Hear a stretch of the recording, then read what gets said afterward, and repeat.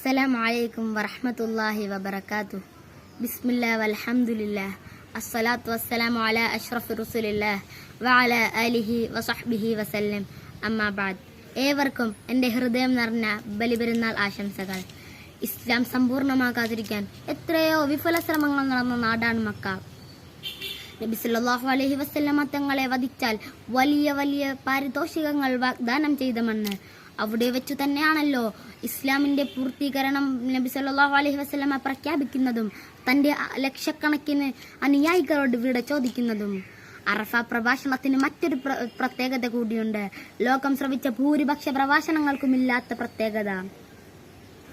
ആ പ്രഭാഷണത്തിൽ പറയുന്ന ഓരോ കാര്യവും ജീവിതത്തിന്റെ ഭാഗമാക്കിയ ഒരു സമൂഹത്തെയും സമത്വ സുന്ദര നാടിനെയും നിർമ്മിച്ച ശേഷമാണ് നബി സല്ലല്ലാഹു അലൈഹി വസല്ലമ തങ്ങൾ പ്രഖ്യാപനങ്ങൾ നടത്തിയത്. കേവല സ്വപ്നങ്ങൾ പങ്കുവെക്കുകയായിരുന്നില്ല, തനിക്ക് ഇങ്ങനെ ചില പദ്ധതികളുണ്ടെന്ന് സമൂഹത്തെ അറിയിക്കുകയുമായിരുന്നില്ല നബി സല്ലല്ലാഹു അലൈഹി വസല്ലമ തങ്ങൾ. ഓരോ കാര്യം കൃത്യമായ രീതിയിൽ കൃത്യസമയത്ത് ചെയ്തു കാണിച്ചു കൊടുത്തതിന് ശേഷം മാനവരാശിയെ മൊത്തത്തിൽ അഭിസംബോധന ചെയ്യുകയായിരുന്നു മുത്തു മുഹമ്മദ് സല്ലല്ലാഹു അലൈഹി വസല്ലമ തങ്ങൾ. പ്രഖ്യാപനങ്ങൾ അവസാനിക്കുന്നതോടെ ദീൻ പൂർത്തിയാകുന്ന ധന്യ മുഹൂർത്തം. ലോകത്ത് ഇന്ന് കൊട്ടിഘോഷിക്കപ്പെടുന്ന എല്ലാത്തരം മനുഷ്യാവകാശ പ്രഖ്യാപനങ്ങളും നബി സല്ലല്ലാഹു അലൈഹി വസല്ലമ തങ്ങളുടേതിൻ്റെ അനുകരണമോ നബി സല്ലല്ലാഹു അലൈഹി വസല്ലമയുടെ ആശയം ഉൾക്കൊണ്ടോ ആണ്.